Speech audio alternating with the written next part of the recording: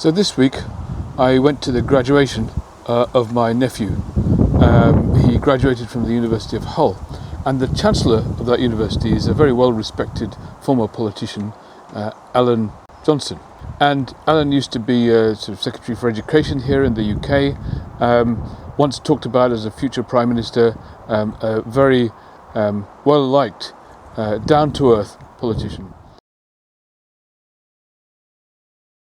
My generation grew up with the mantra that knowledge is power.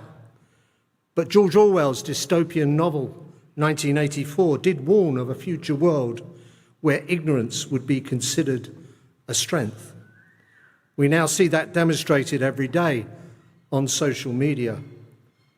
The anti-university, anti-science, anti-fact movement isn't confined to dictatorships. In America, the president has declared war on the universities, including Harvard, a 388-year-old institution almost as old as the country itself. Even Orwell couldn't have predicted that such anti-science developments could thrive in a modern democracy, but they have, and universities stand defiantly in their way. Now, of course, what Johnson is saying here is exactly right. Trump's intention here is to attack our very way of thinking. He's trying to control how our minds work, how we gain information, how we process knowledge. And he's not alone in saying this. Of course, there are other highly respected people like Robert Reich, the highly respected academic over in the US, former Labour Secretary in the US, who is making the same point too. Throughout history, tyrants have understood that their major enemy is an educated public. Slaveholders prohibited enslaved people from learning to read. The Third Reich burned books. The Khmer Rouge banned music. Stalin and Pinochet censored the media. And Trump, like past authoritarians, wants to control not just what we do, but also how we think. He has embraced one of the mottos from George Orwell's 1984. Ignorance is strength. So this is a whole philosophy that is fundamental to the autocrat's playbook. The idea that ignorance is strength. That is something that George Orwell coined in his book 1984. This is what autocrats tend to try to convey to people. You don't need all these books and learning and knowledge. Ignorance is your strength. And they want you to be ignorant. Why? Because they basically want to capture you completely. They want you to become automatons to the point where you are willing to say that day is night and night is day, black is white and white is black. They want to control your very perception of reality.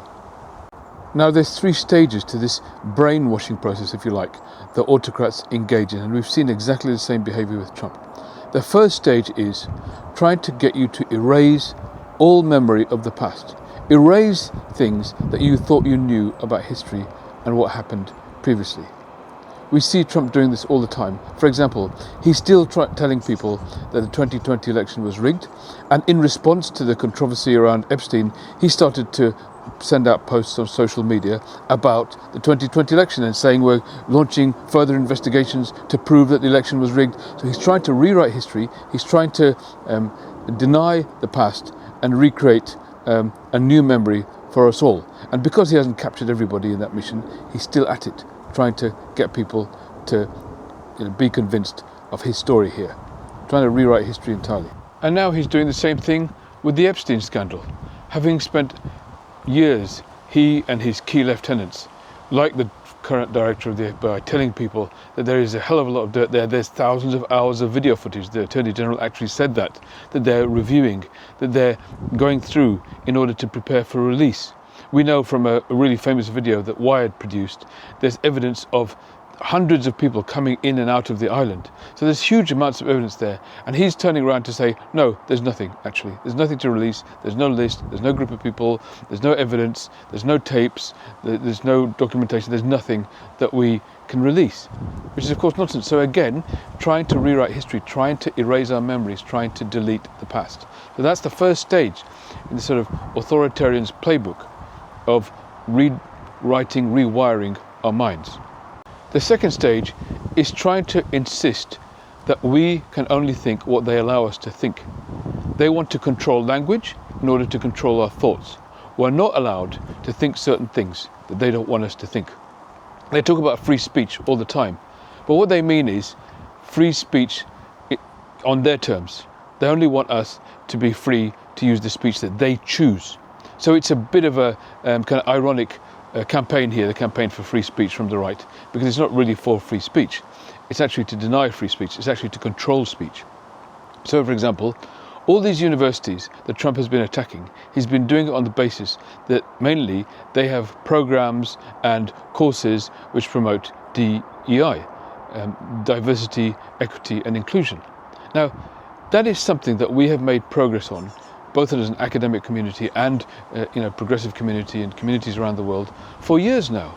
The idea that there is something that we need to pay attention to in terms of the different levels of inequality that exist in society, the way in which different marginalized groups are disaffected, are disadvantaged and need to be supported more, and awareness of the differential nature of privilege in society. These are important things for us to understand.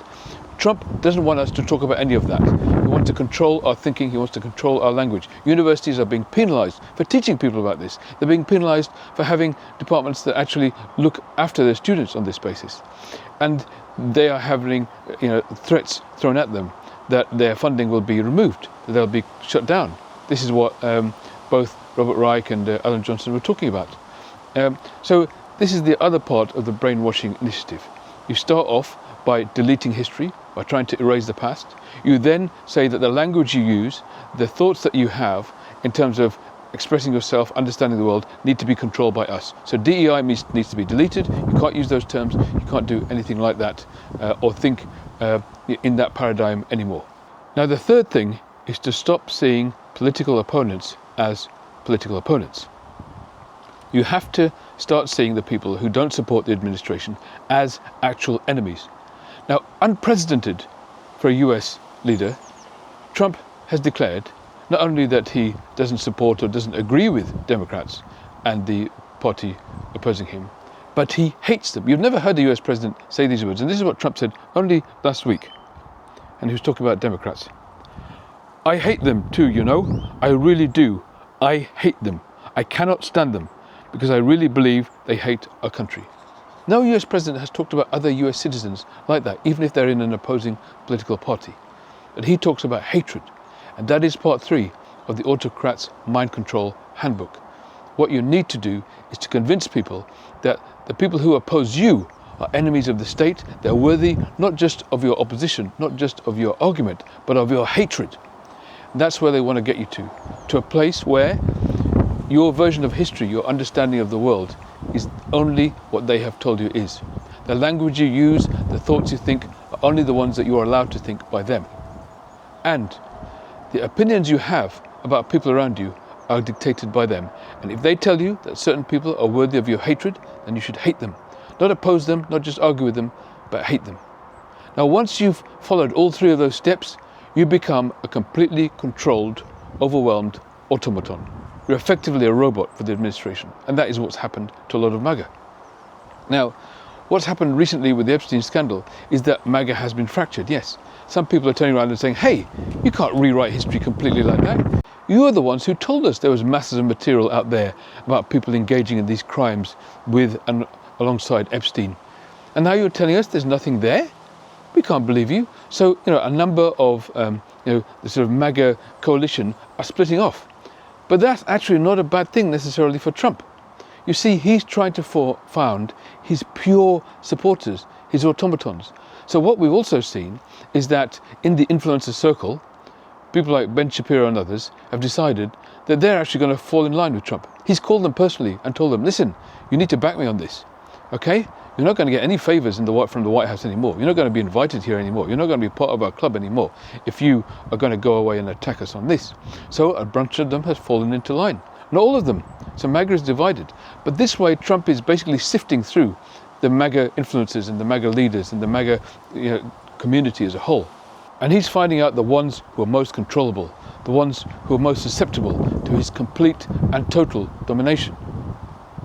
because eventually he's going to need them. Eventually he will take this to a climax where there will have to be some kind of major conflict, some kind of major confrontation. And he's looking for, as he put it, my guides and my girls, the people who will do his bidding in complete and totality. So, again, I always say this, Trump isn't doing these things strategically. He's not sitting there and mapping this out. Other people might be, like Stephen Miller, but he is doing these things instinctively. He's an instinctive autocrat. But what he's been doing recently with the Epstein files is essentially to sort of, put a sieve across MAGA, his base, and sort of pick up those who are the most dedicated and devoted and loyal and will do almost anything for him under almost any circumstances. And once he's got them, he will know who are the people he can rely on when the final climax, the final clash comes. This is all part of an instinct on his part, a strategy on the part of autocrats in general. Put blinders over people's eyes, change their perception of reality. So in the end, your control is absolute and total. I hope you enjoyed the video. I hope that you might consider liking and also commenting in the video. We're creating a beautiful community here of people who are supporting each other through this deeply traumatic time in world history, commenting on each other's comments and giving supportive responses to each other when we're sharing the difficulties that we're going through. So it's a lovely, supportive community we've got here, and I hope you can join us too by liking, making comments and subscribing to the channel as well.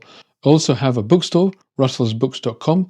I hope you might consider going there, buying some of the books in which I describe some of the psychologies of the people around us and the world around us, and also helping us gain awareness of our own inner worlds too, in a way that will help us navigate this difficult time in world history.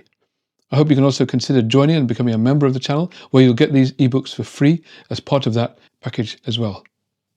Finally, I also hope that you consider signing up to my e-newsletters. Whether you become a member or not, that's absolutely worth doing, because that way we can always stay in touch. I'll always keep you updated every few weeks about my content so that you don't miss anything, because let's face it, all of these platforms are currently owned by a very small number of oligarchs. At any point, they can just decide to shut down this channel like mine. So if we stay in touch via this e-newsletter, you'll always be able to link up to whatever I'm doing and whatever content I'm producing. The link is in the description, as well as the description of the channel. Fill out the form and we'll be able to stay in touch long term that way too. I hope you can stay connected.